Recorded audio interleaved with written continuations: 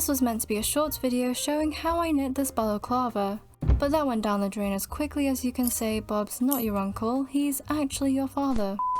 Since this is now an anti-tutorial, let me be very clear in saying that you should definitely use the tedious and long-winded tubular cast-on, not the alternating, and absolutely not the long-tail cast-on to achieve a very similar result. That would just be ridiculous. No. Instead, you will be knitting 1 row and 4 rounds of double knitting to create only 2 full rounds in total. And yes, casting on in the round also means that you'll spend every ounce of attention keeping track of the knit and purl rounds, all the while making sure that you don't knit your slips or slip your knits, or purls for that matter. Don't worry though, it's the definition of fun, let me assure you.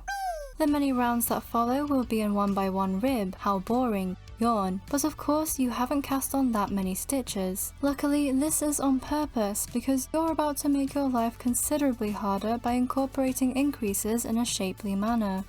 What does that mean exactly? Well, nobody knows really. But just make enough increases so that the fabric won't feel suffocating when worn, unless you would prefer it to, of course. And, because why not, make sure to transition from the rib to plain stockinette in a curved line, because contouring is not a phase, it's a lifestyle. Before you know it, it'll be time to cast off for the face opening, because those tears have to fall from somewhere. And we can't be getting our finished project wet now, can we? Although far from ideal, one may use stitch markers, but if one does, one must make sure to use them to catch and snag strands of yarn, to create that messy look that does wonders for the overall texture. Most importantly, make sure not to start and finish casting off 2 stitches after each marker, because that would make everything centered with the exact number of stitches you counted. Once you've finished casting off, you'll need to cast those stitches back on again, but don't make them in the same place, and definitely don't match the number. What are we, in kindergarten?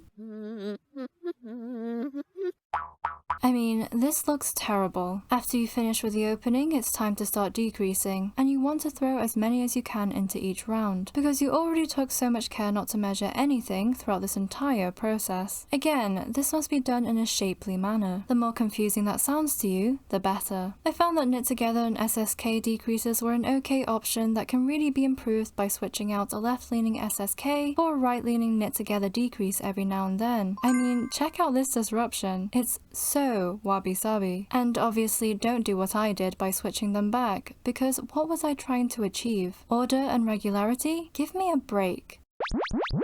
Snack time!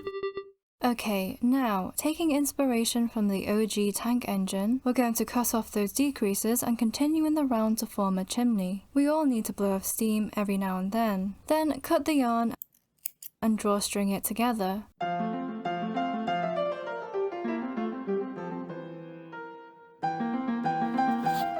You'll be left with something that looks like the top of a bowl bun. Steamed chimney, steamed bun. Tell me this doesn't make sense. Delicious, 10 out of 10.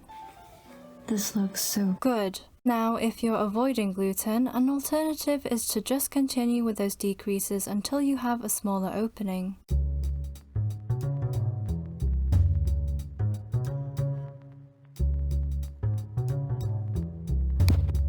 Teehee.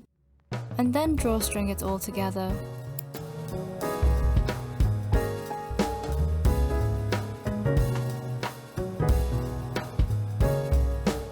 Also, just pretend everything I'm about to say is the opposite of what I said. I think if I made fewer increases at the back, that it would be more rounded. This part here ends at the top of the head, and the crown is around here, which is why I've added this little hole for any ponytails, which may or may not occur. I really enjoy doing things out of order wherever possible, and I would highly recommend doing the same. Here I'm crocheting the edge of the ponytail opening to make it neater, and all I have to say is don't make the same mistake. We don't want it to look like we care, because everyone knows that being cool means not caring. Don't forget to pay close attention to how many yarn cuts you've made so far, because the more you cut, the better. The closest thing we have to alchemy is the ability to turn one yarn into 2. I don't want to toot my own horn here, but the yarn multiplication in this project was exponential. On second thoughts, I think I'm going to undo this very top part here and then use a Kitchener stitch to attach the 2 sides together so that I end up with a more rounded edge that is less pointy.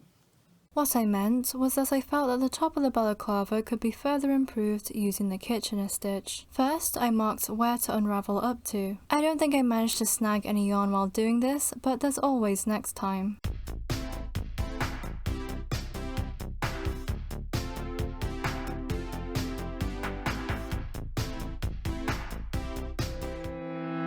Have you ever seen an object more aerodynamic? Now that I've shown you the best ways to finish your balaclava, let me show you one of the least desirable ways. Think of it as a public service announcement, if you will. I first began by unraveling the majority of the upper portion, before making regular decreases until I could decrease no more. It's a bit messy, but we're almost there. So on my needle I have like 3 stitches left. I don't know if that's the right amount, but that's what I have.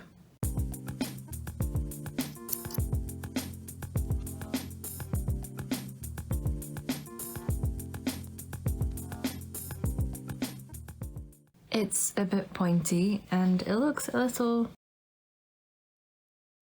Yeah, I might just undo the last couple of rounds.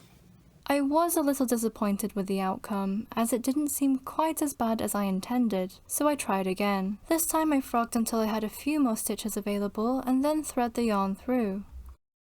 Okay, that's better. What a disaster. However, I'm quite proud of how the initial decreases didn't match up with the latter, and that was a nice, spicy little detail. Speaking of little, it was time to knit the ears. Obviously they're compulsory. And boy, oh boy, did I really screw it up this time. I've now marked my ears and I'm going to cast on using a crochet hook all the way down.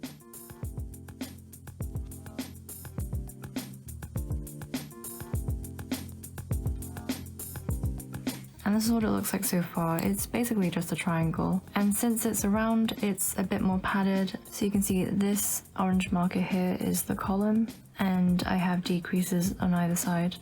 There are different ways you can do this, of course, but this is the way I've chosen since it matches the rest of the decreases.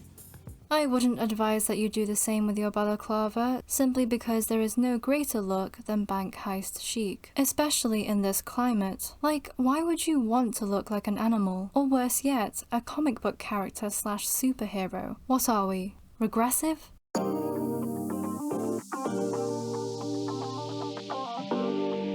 For some reason, I decided to attempt a larger, more proportionate ear, with the decreases made on either side of the round instead of in the middle. I can only ask that you learn from my mistakes. In accordance with the DC universe, it is a known fact that Catwoman has yet to defeat Batman throughout the many regurgitations of their dynamic. And it is precisely for this reason that what I'm about to do must not be repeated. It is simply against the law.